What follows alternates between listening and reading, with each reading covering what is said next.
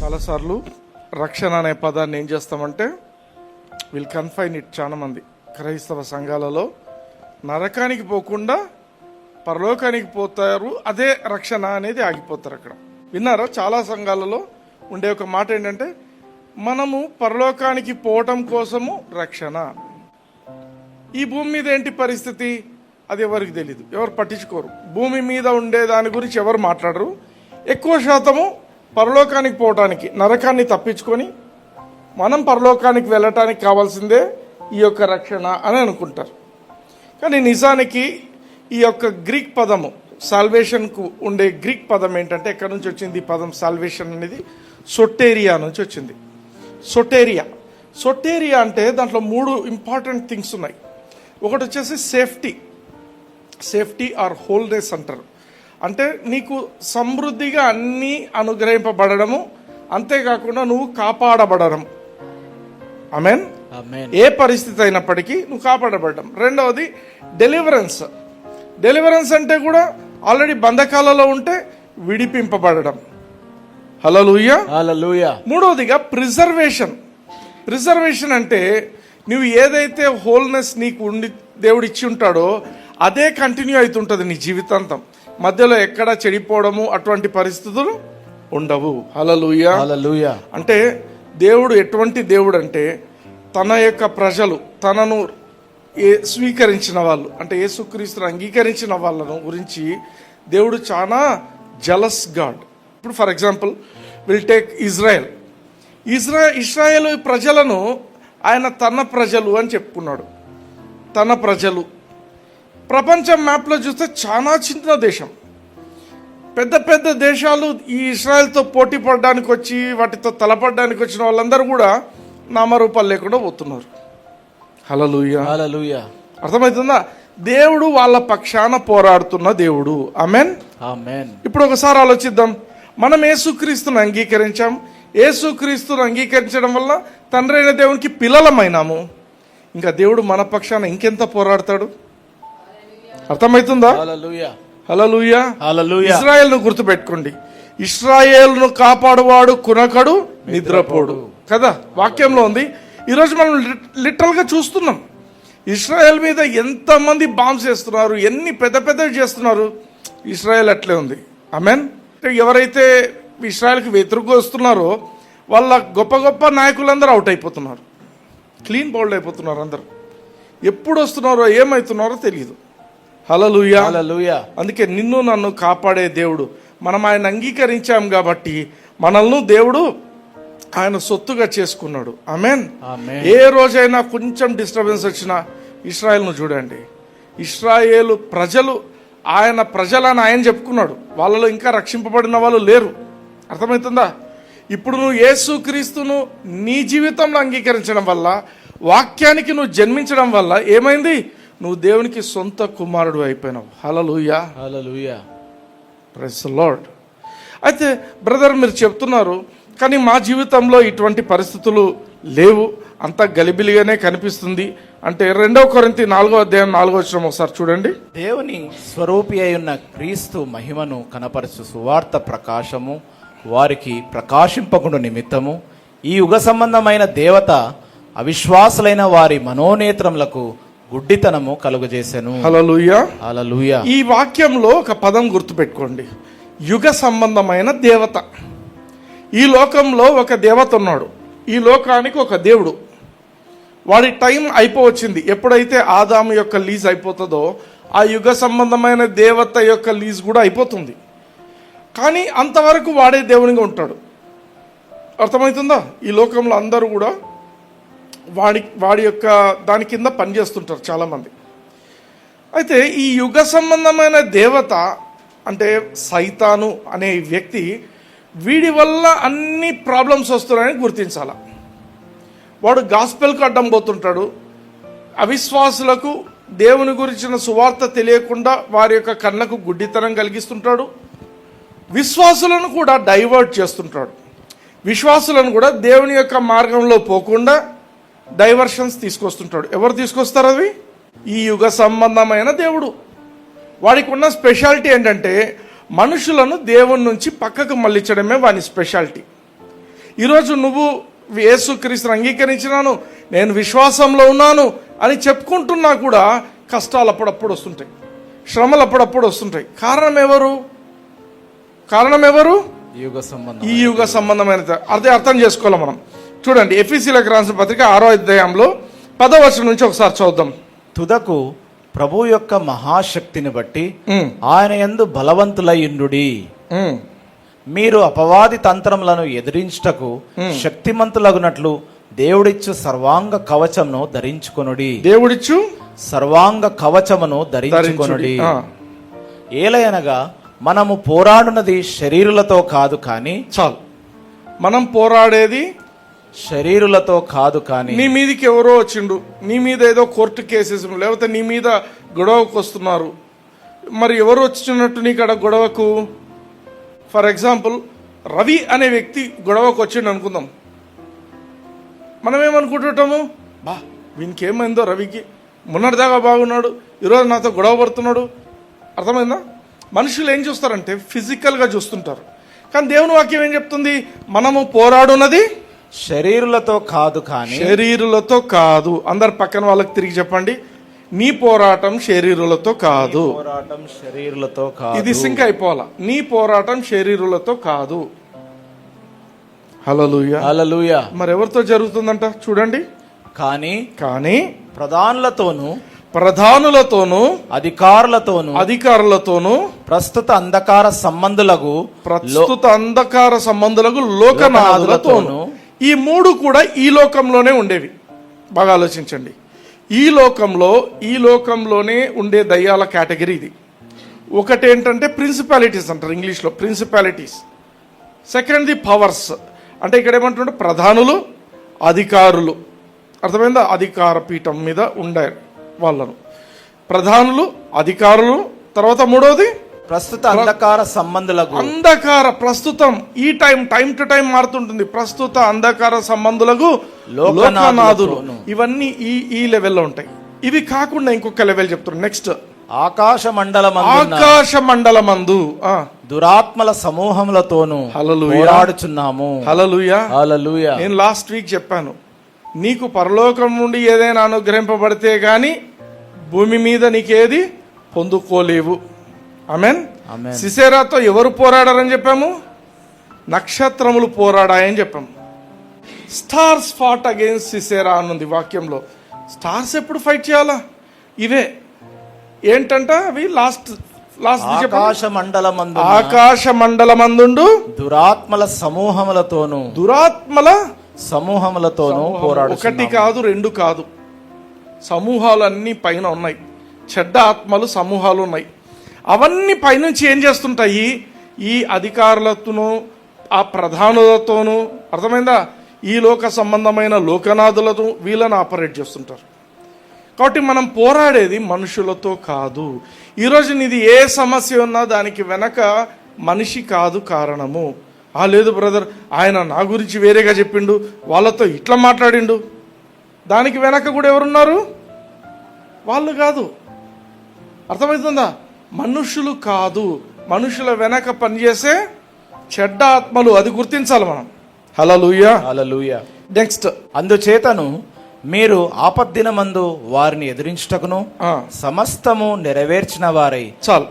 ఆపద్దినమందు ఇంగ్లీష్లో evil day అని ఉంటుంది.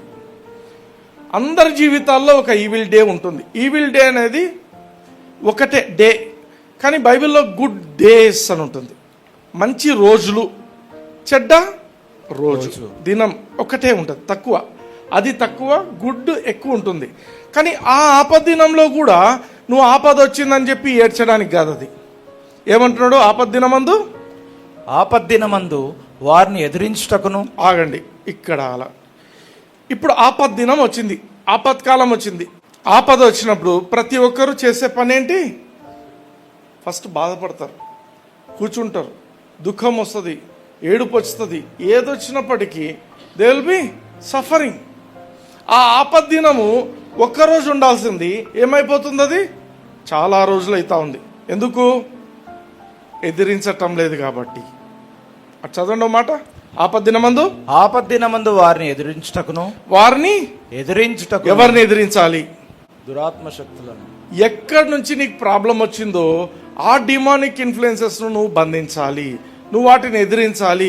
Satan I resist you in Jesus name. Amen. Amen. ఆ మాట పలకాల నోరు తెరిచి.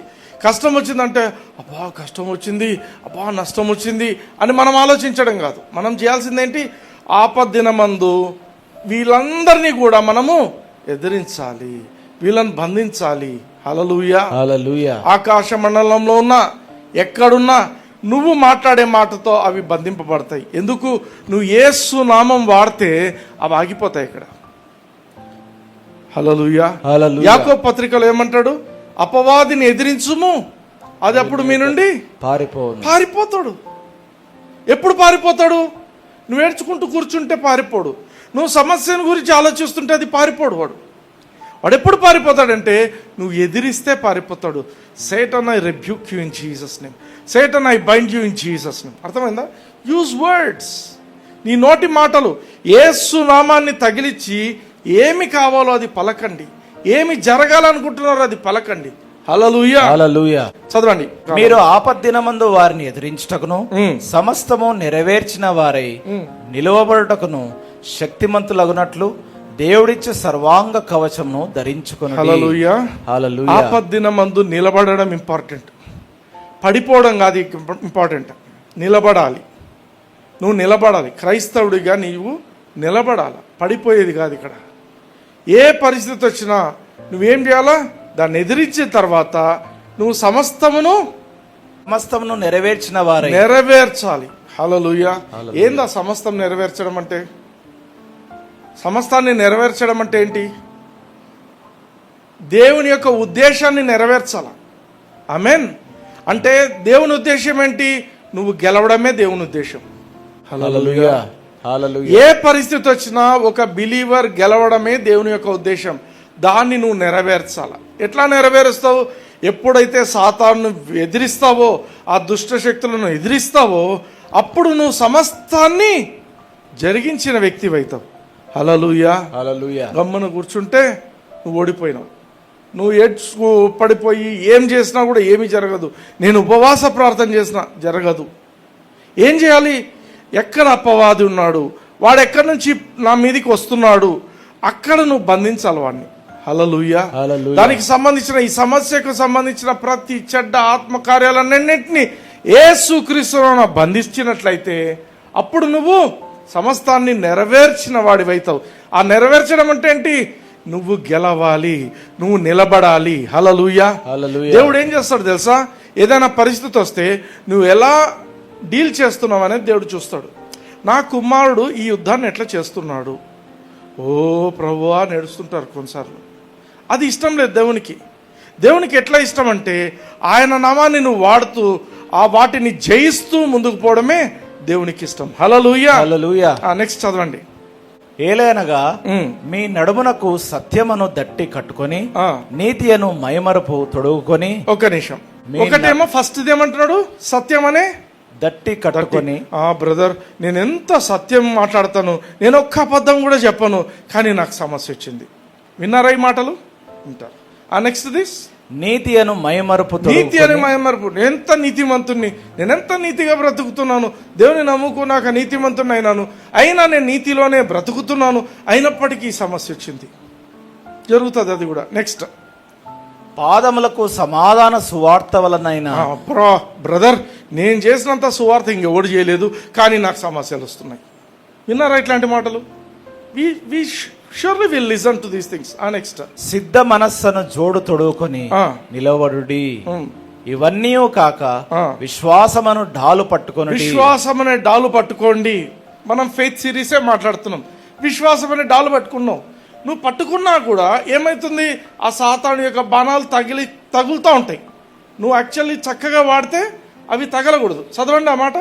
దానితో మీరు దుష్టుని అగ్నిబాణములన్నిటినీ ఆర్పుటకు శక్తిమంతులవుదురు. అర్థమవుతుందా? వాడు బాణం వేస్తే నువ్వు ఆర్పుకోవడం, బాణం వేస్తే నువ్వు వాటిని ఆర్పుకోవడం. నువ్వు అడ్డం పెట్టుకుంటున్నావు. You are in a defensive track. Amen. Amen. Faith అనే డాలు పట్టుకొని, విశ్వాసం అనే డాలు పట్టుకొని నువ్వేం చేస్తున్నావు? వాడు ఇసిరేవన్నీ నీకు తగలకుండా నువ్వు కాపాడుకుంటున్నావు. హల్లెలూయా. హల్లెలూయా. నెక్స్ట్, మరియు రక్షణ నేను స్థిరస్థానము. రక్షణ అనే శిరస్త్రాణం, తలకు రక్షణ. నువ్వు రక్షింపబడినావు, తలకు ఒక శిరస్త్రాణం పట్టుకున్నావు. హెల్మెట్ ఏం చేస్తుంది? తలకు దెబ్బ తగలకుండా అది కాపాడుతుంది. ఆమేన్. ఇవన్నీ డిఫెన్సివే, ఇవన్నీ డిఫెన్స్ లోనే ఉన్నావు. నెక్స్ట్, దేవుని వాక్యమును ఆత్మ ఖడ్గమును ధరించుకొనుడి. హల్లెలూయా. హల్లెలూయా. దేవుని వాక్యమును ఆత్మ ఖడ్గము. దేవుని వాక్యం అనేది ఆత్మ ఖడ్గము. అంటే ఈ అన్ని 6 థింగ్స్ ఏవైతే ఉన్నాయో ఇక్కడ, వీటన్నింటిలోకి ఒక అఫెన్సివ్ వెపన్ ఏంటంటే ఖడ్గం. డాలుతో ఏమన్నా ఒకరు చంపినారనేది ఎక్కడైనా ఉందా? డాలు పట్టుకొని పోయి వాళ్ళని చంపినారని ఉందా? లేదు. హెల్మెట్తో ఎవరినో చంపినారని ఉండదు. ఇవేవి ఉండవు. బెల్ట్ కట్టుకొని బెల్ట్తో ఎవరినో చంపినారనేది ఉంటుందా? ఉండదు. ఇవన్నీ ఉండవు. ఒకటే అఫెన్సివ్ వెపన్, ఖడ్గం. ఆ ఖడ్గాన్ని చూస్తేనే సైతానుకు అంతే. ఎందుకంటున్నానంటే it's the only offensive weapon. దేవుడు మనకి ఇచ్చిన వెపన్స్ లో the only offensive weapon is word of God. The sword of the spirit, the word of God. English లో అదే అంటాడు, సోర్డ్ ఆఫ్ ది స్పిరిట్, ఆత్మ ఖడ్గం. అంటే నీవు నిన్ను ధరించుకోవాలా ఆత్మ ఖడ్గంతో. ఎట్లా ధరించుకోవాలా? రోజు చదవాలా. రోజు వాక్యాన్ని చదువుతున్నప్పుడు దేవుడు నీతో రోజు ఏదో ఒక మాట మాట్లాడతాడు. ఆ మాట్లాడిన మాట నీకు ఒక రీమాగా పనిచేస్తుంటుంది. హల్లెలూయా. హల్లెలూయా. ఏ కండిషన్ ఎంత బ్యాడ్గా ఉన్నా కూడా you try to get a Reema from the word of God. Brother మీరు చెప్తారు కానీ నేను అస్సలు సరిగ్గా కాన్సన్ట్రేట్ చేయలేకపోతున్నాను, వాక్యం సరిగా చదవలేకపోతున్నాను. దేవుడు ఏమంటున్నాడు? నువ్వు ఆ ఖడ్గాన్ని ధరించకపోయినట్టయితే నువ్వు గెలవు. ఆమేన్. ఆమేన్. దేవుని యొక్క పరిపూర్ణ ఆ చిత్తాన్ని నువ్వు జరిగించాలంటే దేవుని వాక్యమే నీకు ఒక ఆధారం. ఆ వాక్యం మీదనే నిలబడాలి. హల్లెలూయా. హల్లెలూయా. ఎన్ని కండిషన్స్ ఎంత బ్యాడ్గా ఉన్నా కూడా నువ్వు నిలబడాల్సింది ఏంటంటే దేవుని వాక్యం మీద. హల్లెలూయా. హల్లెలూయా. హెబ్రీ 11:1 చూడండి ఒకసారి. విశ్వాసమన్నది నిరీక్షింపబడు వాటి యొక్క నిజ స్వరూపమును అదృశ్యమైనవి ఉన్నవనుటకు రుజువునై ఉన్నది కదా. అదృశ్యమైనవి ఉన్నట్టు రుజువు. ఇంగ్లీష్ లో చదవండి. Now faith is the substance of things hoped for. చాలు. Faith is a substance of things hoped for. నువ్వు నిరీక్షించే విషయాలు ఉంటాయి.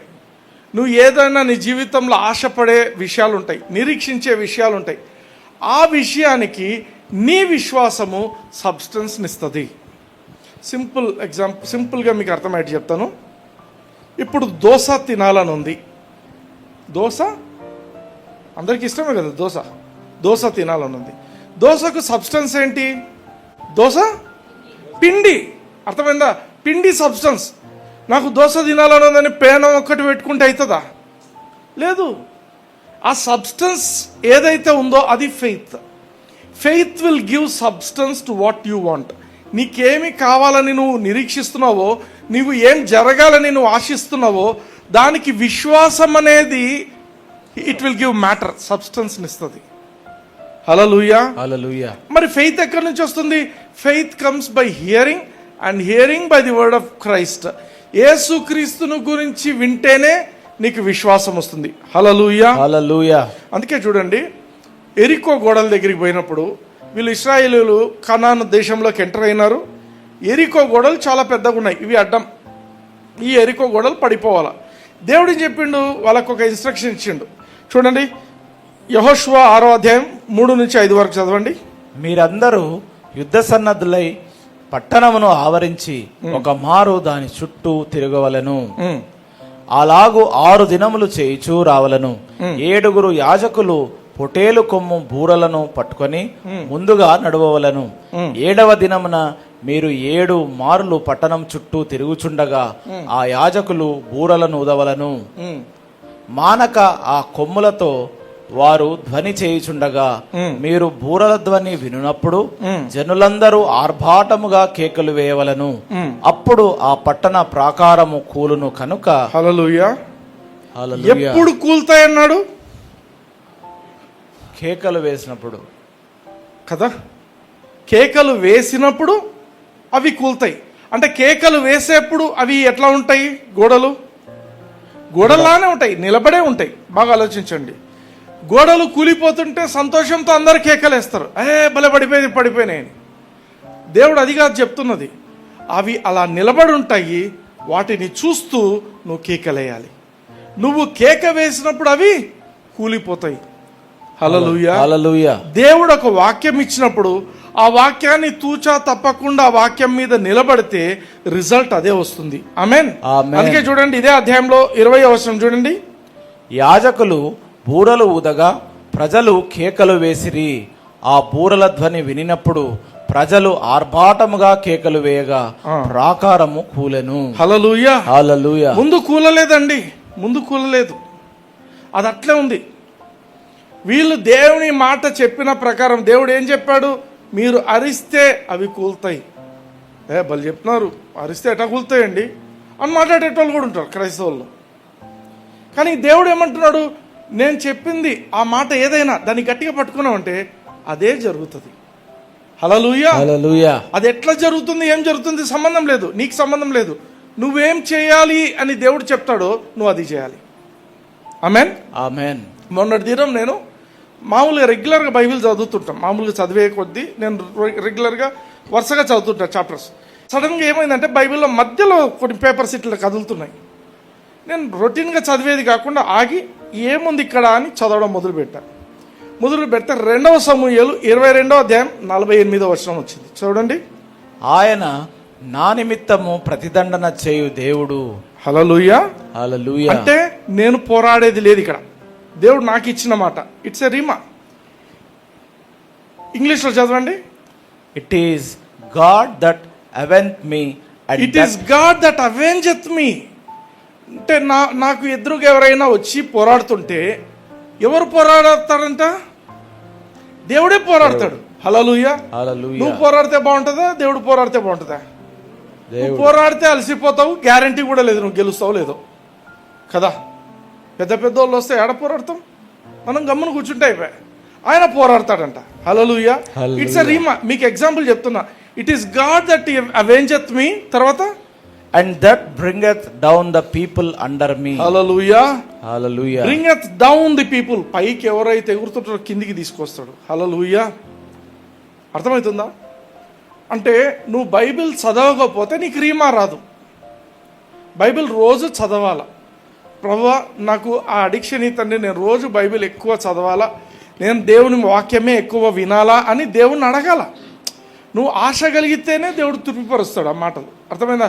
చాలాసార్లు మనమేం మన మన మన సంఘాల్లో ఏం ఆలోచిస్తాం, మన సర్కిల్స్లో అంటే దేవుని కొంచెం చదివితే చాలు, ఇంక అన్నీ ఆయన చూసుకుంటాడు. ఎట్లయితుంది? God wants you to love his word. దేవుని వాక్యాన్ని నువ్వు ప్రేమించడం దేవునికి చాలా ఇష్టం. ఎందుకు దావీదు దేవునికి హృదయానుసారుడైండు? దేవుడు ఏమంటాడు? దావీదు నా హృదయానుసారుడు అన్నాడు. ఎప్పుడన్నాడు? దావీదు తప్పు చేసి అంతా అయిపోయిన తర్వాత కొత్త నిబంధనలో దేవుడు ఆ మాట మాట్లాడతాడు. దావీదు ఎన్నో తప్పులు చేసిండు, అబద్ధాలు ఆడిండు, దొంగతనం చేసిండు, వ్యభిచారం చేసిండు, అన్నీ ఉన్నాయి. కానీ దేవుని విషయానికి వస్తే మాత్రము దావీదు ఏ రోజు తప్పు చేయలేదు. మనుషుల ఆజ్ఞలన్నీ పాడు చేసుకున్నాడు, కానీ దేవుని దగ్గర మాత్రం దేవుని ఆజ్ఞను ఎప్పుడు పాడు చేయలేదు దావీదు. కానీ దేవుడు ఏమంటున్నాడు ఆయన గురించి? నా హృదయానుసారుడు. ఎందుకు హృదయానుసారుడేండు? దావీదు ఒక మాట అంటాడు 119వ కీర్తనలో, నేను పాపము చేయకుండానట్లు నా హృదయమందు నీ వాక్యాన్ని భద్రపరచుకుంటున్నాను. వాక్యం గురించి 119వ కీర్తనలో ఉన్నంత బ్యూటిఫుల్గా ఎక్కడ ఉండదు. దేవుని వాక్యాన్ని అంతగా డిస్క్రైబ్ చేసి అంతగా మ్యాగ్నిఫై చేసిన కీర్తన ఇంకోటి లేదు. హల్లెలూయా హల్లెలూయా. దావీదు, హీస్ డేవిడ్. ఆయనకు అలవాటు ఉంది కాబట్టి, దేవుని వాక్యం చదివే అలవాటు, దేవుని వాక్యంతో ప్రేమగా ఉండే అలవాటు ఉంది కాబట్టి ఆయన ఆ పరిస్థితికి వచ్చిండు. హల్లెలూయా హల్లెలూయా. ఈరోజు కొన్నిసార్లు ప్రేయర్ చేయండి బ్రదర్ అంటారు. నాకు ఈ సమస్య ఉంది, ప్రేయర్ చేయండి బ్రదర్ అంటారు. ప్రేయర్ చేయండి అంటే మీరు ఏదైనా వాక్యం పొందుకున్నారా దేవుని నుంచి అంటే 9 out of 10 టైమ్స్, కొన్నిసార్లు 10 out of 10 కూడా అనుకోవచ్చు. ఎవరు లేదే, ఏం వాక్యము ఏంది అంటారు. అప్పుడు మళ్ళీ వాళ్ళకి కూర్చొని పెట్టి చెప్పాలా ఏమని? అమ్మ, నువ్వు వాక్యం చదువుతున్నప్పుడు నీ పరిస్థితికి తగిన వాక్యం వస్తుంది, దాన్ని తీసుకోవాలి. అర్థమవుతుందా? నువ్వు వాక్యమే దేవుని నుంచి పొందుకోలేదంటే ఏ ప్రార్థన పనిచేయదు. నువ్వేమో సంవత్సరాల తరబడి నేను ప్రార్థన చేస్తున్నాను, నాకు ఇంకా జరగలేదు, ప్రార్థన చేస్తున్నాను, ఇంకా జరగలేదు, జరగాల్సింది ఎక్కడ జరుగుతుంది? వాక్యం ద్వారానే జరుగుతుంది. హల్లెలూయా. Hallelujah. You have to take up the sword of the spirit, the word of God. దేవుని వాక్యం అనే ఆత్మ ఖడ్గాన్ని నువ్వు ధరిస్తేనే నువ్వు యొక్క సాతాను యొక్క ఏమంటారు కోటలను బద్దలు కొడతావు దాంతో. హల్లెలూయా. Hallelujah. వాక్యం లేకుండా ఏమీ జరగదు. డాక్టర్ సమురాల్ అనే ఒక సేవకుడు, డాక్టర్ సమురాల్ అనే అతను ఒక ఫిజిషియన్ ప్లస్ దేవుని పరిచర్య కూడా చేసేటోడు. ఆ కాలంలో టీబీ క్షయ రోగం వచ్చిన వాళ్ళకు శానిటోరియంస్ ఉంటాయి. శానిటోరియం అంటే ఊరి బయట ఒక 10 కిలోమీటర్లు 15 కిలోమీటర్ల దూరంలో వాళ్ళ కోసం ఒక చిన్న హాస్పిటల్ కట్టి, అక్కడికి ఏం లేదు, డాక్టర్లు పొద్దున పోతారు, సాయంత్రం పోతారు తప్ప, అది కూడా మాస్క్లు వేసుకొని పోతారు. ఎందుకు? ఆ యొక్క క్రిములు వీళ్ళకు తగలకుండా. అర్థమైందా? వాళ్ళని ఊరి బయట పెట్టేస్తారు. అట్లా పెట్టి ఒక పేషెంట్ పరిస్థితి ఏంటంటే రక్తం కక్కుకుంటూ లంగ్స్ బాగా చెడిపోయినాయి ఆ వ్యక్తికి. ఇది డాక్టర్ సమురాల్ గారు రాసిన బుక్లో ఉంది. ఇది ఘోరంగా ఉందంట పరిస్థితి. వాళ్ళంతా డాక్టర్స్ అంతా డిసైడ్ చేస్తున్నారంట, ఇంకొక 5 రోజుల్లో వీడు చనిపోతాడు, 5 డేస్లో చనిపోతాడు. వాళ్ళ ఇంట్లో వాళ్ళకి కూడా కబురు పెట్టారంట, ఇంకొక 5 రోజుల్లో చనిపోతాడు, మీరు ఏమన్నా ఉంటే ప్రిపరేషన్స్ చేసుకోండి. కానీ సమురాల్ గారికి పరిశుద్ధాత్మదేవుడు లోపల ఒక ఇచ్చిండంట, పోయి ఏదో ఒకటి చేయాలా వీడికి అని చెప్పి ఆయన ఒక బుక్ చదువుతుండినాడంట. ఏంటది? ఫెయిత్ టు లివ్ బై అని ఒక బుక్ ఏదో చదువుతున్నాడంట. ఆ బుక్ని తీసుకొని పోయి, అరే నువ్వు ఎట్లా ఈ పరిస్థితిలో ఉన్నావు, ఈ బుక్ తీసుకొని చదువు, నీకు ఏదైనా ఉపయోగం అవుతుందేమో అని చెప్పి ప్రార్థన చేసి వచ్చేసిండంట. వచ్చేస్తే అతను ఆ బుక్ చదువుతున్నాడంట. ఆ బుక్ చదువుతున్నప్పుడు ఆయన కళ్ళు ఒక వాక్యం మీదకి వచ్చాయంట. ఆయన అంతవరకు బైబిల్ చదివిన వ్యక్తి కాదు, కానీ ఆయన విశ్వాసం గురించి చదువుతున్నాడంట. సడన్గా 1 పేతురు 2వ అధ్యాయము 24వ వచనం మీద ఆయన కళ్ళు పడ్డాయంట. చూడండి ఆ మాట ఒకసారి విందాం. మనము పాపముల విషయమై చనిపోయి నీతి విషయమై జీవించినట్లు ఆయన తానే తన శరీరమందు మన పాపములను మ్రాను మీద మోసుకొనెను. ఆయన పొందిన గాయముల చేత మీరు స్వస్థత నొందితిరి. మీరు స్వస్థత నొందితిరి. ఇంగ్లీష్లో ఏముంటుందంటే by who stripes you were healed. ఆయనకు ఆ వర్ హీల్డ్ అనేది గుచ్చుకుందంట. ఎవరికి? ఆ యొక్క టీబీ పేషెంట్కు ఒక రెవల్యూషన్ వచ్చింది. యు వర్ హీల్డ్ అంటే నేను ఎప్పుడో స్వస్థత పొందానా, మరి ఎప్పుడో స్వస్థత పొందితే మరి ఇప్పుడు కూడా స్వస్థతలో ఉండాలి కదా నేను అని ఒక ఆలోచన వచ్చిందంట. He was on death bed, నడవలేడు, ఒక్కడు సొంతంగా లేయలేడు, అటువంటి పరిస్థితి ఉందంట. పక్కకు తిరిగితే దగ్గు వస్తుంది, దగ్గితే రక్తం వస్తుంది, ఈ పరిస్థితి. అతను ఏం చేసిండంట, నోరు తెరిచి పలుకుతున్నాడంట, నేను అప్పుడు స్వస్థత నొందినానంటే ఇప్పుడు కూడా స్వస్థత పొందినాను, అప్పుడు స్వస్థత నొందినానంటే ఇప్పుడు కూడా స్వస్థత పొందినట్టే. నేను స్వస్థత పొందినట్టయితే ఇక్కడ ఎందుకున్నాను? నేను ఈడు ఉండకూడదు కదా. హల్లెలూయా. హల్లెలూయా. నేను ఎక్కడ ఉండాలి? ఇక్కడ కాదు నేను ఉండాల్సింది. నేను స్వస్థత పొందినాను. మంచం దిగాలని ప్రయత్నం చేసిండంట. ఆ మంచం దిగే క్రమంలో కింద పడ్డాడంట. పడినప్పుడు రక్తము అదంతా కనిపిస్తుందంట. కనిపించిన ఆయన ఒకటే మాట్లాడుతుండట, నేను స్వస్థత నొంది తిని కాబట్టి ఇప్పుడు కూడా నేను స్వస్థత పొందిన వ్యక్తినే. మెల్లగా పాకుకుంటూ పోయిండంట. కొంతసేపు ఇదే మాటలు పలుకుతున్నాడంట. ఆయన పొందిన దెబ్బల వల్ల నేను స్వస్థత పొంది తిని, నేను పొందినాను స్వస్థతను, నేను స్వస్థపరచబడ్డాను, నేను నార్మల్ వ్యక్తిని అని పలుకుంటున్నాడంట. మెల్లగా హాస్పిటల్ బయట దాకొచ్చిందంట. పాకుకుంటూనే కొంచెం బలం వచ్చిందంట. లేచి అట్లే మెల్లగా 2 అడుగులు వేసి మళ్ళీ కింద పడుతున్నాడంట. ఆయన నేను స్వస్థత పొంది తిని కొంచెం దూరం నడచడము, అసలు బలహీనంగా ఉన్న వ్యక్తి మెల్లమెల్లగా బలం పొందుకుంటున్నాడు. నడుచుకుంటూ పోతూ కింద పడిపోతున్నాడు. Do you understand what I'm saying? మెల్లగా నడుస్తూ అతను 2 అడుగులు వేసి దగ్గడము, పలకడం ఇదే మాట, యేసు పొందిన దెబ్బల వల్ల నేను స్వస్థత నొంది తిని.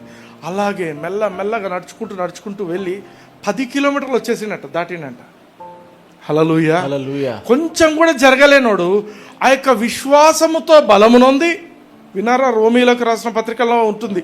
అబ్రహాం గురించి ఏముంటుంది? అబ్రహాము విశ్వాసమందు బలహీనుడు కాక ఏమంటాడు? రమారమి 100 ఏళ్ల వయస్సులో ఆయన ఏం చేసిండంట? వాగ్దానం చేసిన వాడు నమ్మదగిన వాడని ఆయన గురించి నమ్మి విశ్వాసం వలన బలము పొందిండు ఆయన. హల్లెలూయా. హల్లెలూయా. ఈయన కూడా అదే మాటలు పలుకుతూ ఈయన తనను తాను చూసుకున్నట్ట, నేను రోగంలో ఉండాల్సిన వ్యక్తిని కాదు, యేసు పొందిన దెబ్బల వల్ల నేను స్వస్థత పొంది తిని అన్నప్పుడు ఇప్పుడు నేను ఎట్లుంటాను అట్లా నడుచుకుంటూ పోయినట్ట. ఆ 10 కిలోమీటర్ దాటి ఊరి టౌన్ దగ్గరికి వచ్చేసరికి he was completely free from all the symptoms. Hallelujah. Hallelujah. ఆయనకేం లైట్నింగ్ వచ్చి ఆకాశం నుంచి దేవుని పవర్ వచ్చి కొట్టడం ఏమీ జరగలేదు. హల్లెలూయా. హల్లెలూయా. ఆయనలో విశ్వాసం ఎప్పుడైతే పనిచేయడం మొదలుపెట్టిందో, అందుకే విశ్వాసం అనేది యాక్టివ్ ఫినామినా. విశ్వాసం అనేది ప్యాసివ్ కాదు. కొందరు పడుకొని అదే కన్ఫెషన్ చేస్తున్నా పడుకొనే ఉంటావు, అది జరగదు. అర్థమవుతుందా? నేను స్వస్థత నొంది తిని అంటే ఆ స్వస్థత నీ జీవితంలో నువ్వు రుజువు చేయాల. అదే విశ్వాసం అనేది. విశ్వాసం అనేది నిరీక్షింపబడి వాటి యొక్క నిజ స్వరూపం. ఈయనేమనుకున్నాడు, నేను స్వస్థతలో నేను జీవించాలనుకున్నాడు. దానికోసం ఏం చేసిండు, ఆ వాక్యం విన్న తర్వాత ఆ వాక్యాన్ని పట్టుకున్నాడు, గట్టిగా వాక్యం మీద నిలబడుకున్నాడు. హల్లెలూయా. హల్లెలూయా. హి వాజ్ హీల్డ్. 5 రోజుల్లో చచ్చిపోతాడు కాదు, ఆయన చాలా సంవత్సరాలు బ్రతికినంట దేవుని మహిమ కోసం. Hallelujah. Hallelujah. This is important. మనం అర్థం చేసుకోవాలా. మనము ఎప్పుడైతే దేవుని వాక్యాన్ని పట్టుకోకుండా నేను ప్రార్థన చేస్తున్నాను బ్రదర్, నేను ప్రార్థన చేస్తున్నాను సిస్టర్, అది పనికిరాదు. విశ్వాసం అనే దానికి మూలం ఏంటంటే దేవుని వాక్యం. విశ్వాసం అంటే వాక్యం ద్వారానే వచ్చేది. క్రీస్తుని గురించిన వాక్యం వింటేనే విశ్వాసం వస్తుంది. హల్లెలూయా. హల్లెలూయా. అందుకే గమనించండి, యేసు పొందిన దెబ్బల వలన నేను స్వస్థత నొంది తిని, ఆ మాటల్లో ఎవరు మెయిన్ ఇంపార్టెంట్ అక్కడ? యేసు క్రీస్తు. ఆ క్రీస్తుని గురించి ఎప్పుడైతే విన్నాడో, వినుట వలన విశ్వాసం కలిగింది. హల్లెలూయా. హల్లెలూయా. అది గమనించాలా. ఆమేన్. ఆమేన్. ఫెయిత్ ఎప్పుడు నిన్ను లేజీ పర్సన్గా చేయదు. కొందరు అంటుంటారు, నేను ప్రార్థన చేసుకుంటున్నాను, ఉద్యోగం కోసం నేను దేవుని వైపు వెతుకుతున్నాను. ఇంట్లోనే ఉంటావు, నువ్వు ఏం ఉద్యోగం అప్లై చేయవు, ఏం చేయవు. ఆకాశం నుంచి ఊడిపడుతుందా? లేదు. నువ్వు ఏం చేయాలా? నువ్వు ప్రార్థన చేస్తుండాలా. నువ్వు ప్రార్థన చేస్తుండాలి, దేవుని వాక్యాన్ని పొందుకోవాలి. At the same time you go in search of jobs. Hallelujah. నీకు తగిన దానికంటే ఇంకా బెటర్ది దేవుడు ఇస్తాడు. నీ స్టాండర్డ్ కావాల్సిన దానికంటే ఇంకా బెటర్ది ఇస్తాడు. Don't be lazy. Hallelujah. You must go actively. Amen. Amen. ఇంకో చోట చూద్దాం.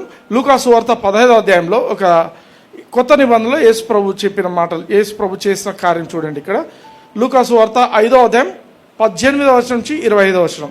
ఇదిగో కొందరు మనుష్యులు పక్షవాయువు గల ఒక మనుష్యుని మంచము మీద మోసుకొని వానిని లోపలికి తెచ్చి ఆయన ఎదుట ఉంచుటకు ప్రయత్నము చేసిరి. కానీ జనులు గుంపు కూడి ఉండినందున వానిని లోపలికి తెచ్చుటకు వల్లపడకపోయిన కనుక ఇంటి మీదకెక్కి పెంకులు విప్పి మంచముతో కూడా యేసు ఎదుట వారి మధ్యను వానిని దించిరి. ఆయన వారి విశ్వాసమును చూచి, మనుష్యుడా, నీ పాపములు క్షమింపబడి ఉన్నవని వానితో చెప్పగా, శాస్త్రులను పరిసయ్యులను దేవదూషణ చేయుచున్న ఇతడెవడు? దేవుడొక్కడే తప్ప మరి ఎవడు పాపములు క్షమింపగలడని ఆలోచించుకొనసాగిరి. యేసు వారి ఆలోచనలు ఎరిగి, మీరు మీ హృదయములలో ఏమి ఆలోచించున్నారు? నీ పాపములు క్షమింపబడి ఉన్నవని చెప్పుట సులభమా? నీవు లేచి నడువుమని చెప్పుట సులభమా?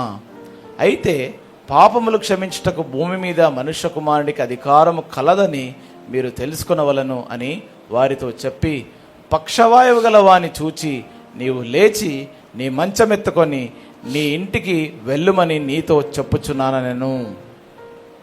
వెంటనే వాడు వారి ఎదుట లేచి తాను పండుకొని ఉన్న మంచము ఎత్తుకొని దేవుని మహిమపరచుచు తన ఇంటికి వెళ్ళెను. హల్లెలూయా. ఇప్పుడు ఒక క్వశ్చన్, ఎవరి విశ్వాసము ఇప్పుడు ఈడ పనిచేసింది? స్నేహితుల విశ్వాసం పనిచేసింది. ఓకే, ఇంకా 20వ వచనం చూడండి.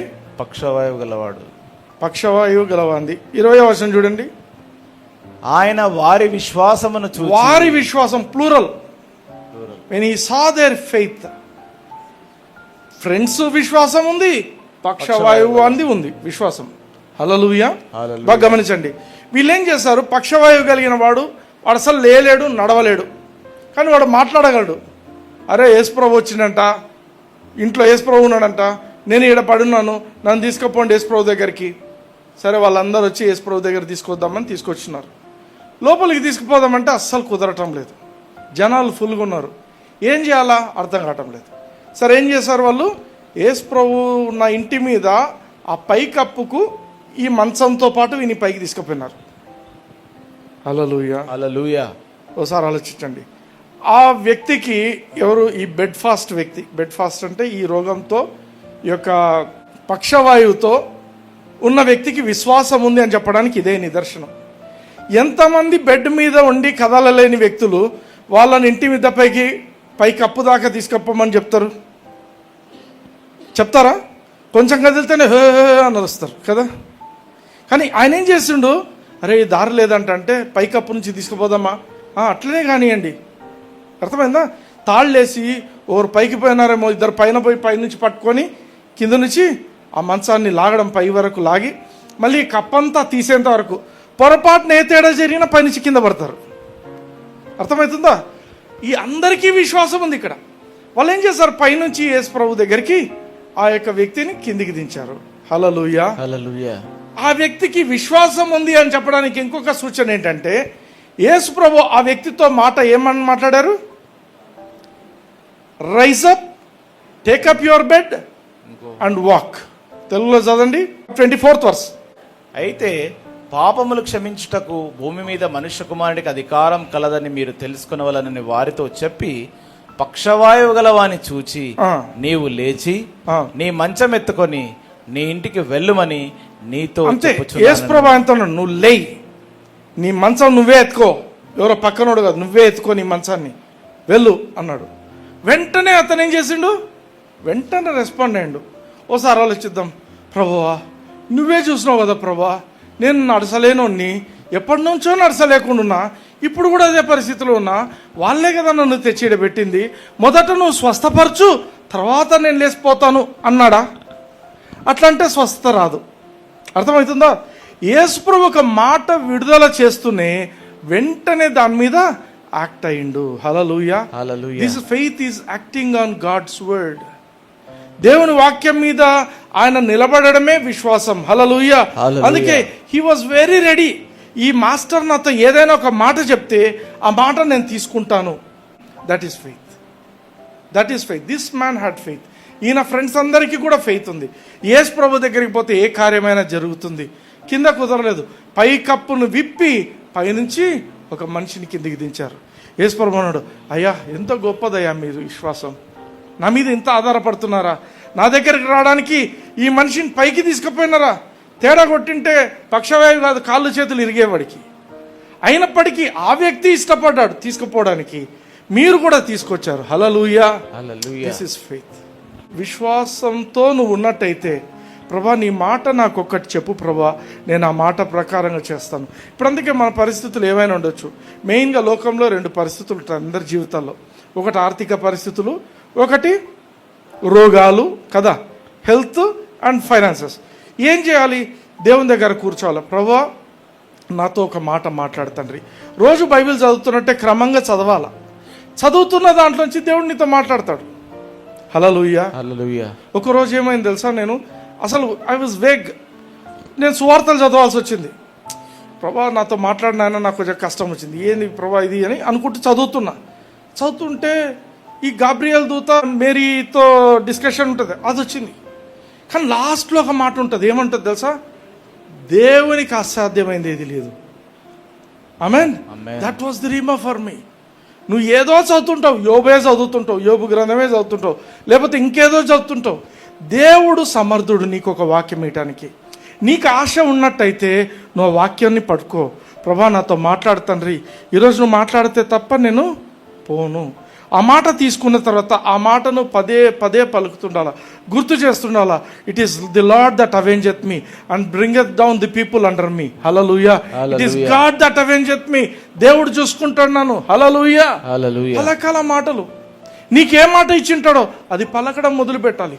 హల్లెలూయా. అది విశ్వాసం.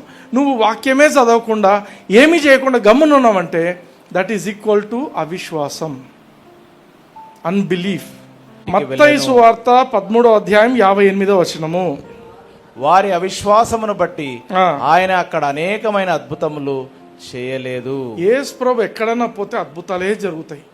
కానీ అక్కడున్న అట్మాస్ఫియర్ ఏముందంటే అందరు అవిశ్వాసంతో ఉన్నారంట. ఈయనేం పెద్ద చేస్తాడా, ఈయనతో అవుతుందా అనే మాటలు మాట్లాడుకున్నారు. ఈయన తెలుదా మన కార్పెంటర్ వారు యోసెఫ్ కుమారుడు ఇట్లాంటి మాటలు మాట్లాడుతున్నారంట. యేసు ప్రభు ఏం చేయలేకపోయింది వాళ్ళ దగ్గర. యేసు ప్రభువును అన్నీ చేయగలిగిన సమర్థుడు అని ఎప్పుడైతే నువ్వు నమ్ముతావో, ఈయన సర్వశక్తిమంతుడైన దేవుడు.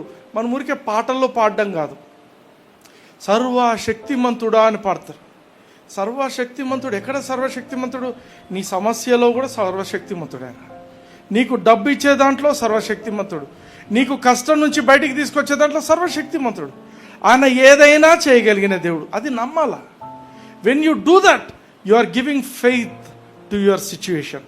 నీ పరిస్థితిలో నువ్వు ఏదైతే నిరీక్షిస్తున్నావో ఆ నిరీక్షణకు నువ్వు విశ్వాసం ద్వారా ఆ నిరీక్షించేదానికి నువ్వు సబ్స్టెన్స్ని ఇస్తున్నావు. Hallelujah. Very soon you will see the reality. Amen. Hallelujah. Hallelujah. So standing on the word of God, అది ఇంపార్టెంట్. ఒక క్రైస్తవుడు విశ్వాసంలో నిలబడడం అంటే ఏంటంటే సరైన వాక్యాన్ని తీసుకొని వాక్యం మీద నువ్వు నిలబడాలి అండ్ ఆ పరిస్థితిని మార్చాలి. హల్లెలూయా. Are you blessed? కళ్ళు మూసుకోండి, నాతో పాటు పలకండి. పరలోకపు తండ్రి, పరలోకపు తండ్రి, నజరేయుడైన యేసయ్య నామమున నజరేయుడైన యేసయ్య నామమున ఈ రోజు నుంచి ఈ విన్న మాటలను బట్టి నా బట్టి జీవితాన్ని నా నేను వాక్యపు వెలుగులో మీ వాక్యాన్ని బాగా చదవటానికి, మీ వాక్యంలోని రీమాలు పొందుకోవటానికి, వాక్యంలోని రేమాను పొందడానికి నా పరిస్థితులకు తగ్గట్టుగా తగినట్టుగా ఆ వాక్యం మీద నిలబడుకొని నేను జయశీలునిగా జీవించటానికి కృపను చూపించుమని వాక్యం చదవటానికి ఆశను ఆసక్తిని వాక్యం పట్ల ప్రేమను నాకు అనుగ్రహించుమని నజరేయుడైన యేసయ్య నామమున అడిగి ప్రార్థించి పొందింటున్నాం తండ్రి. Amen. Amen. Praise the Lord. God bless you.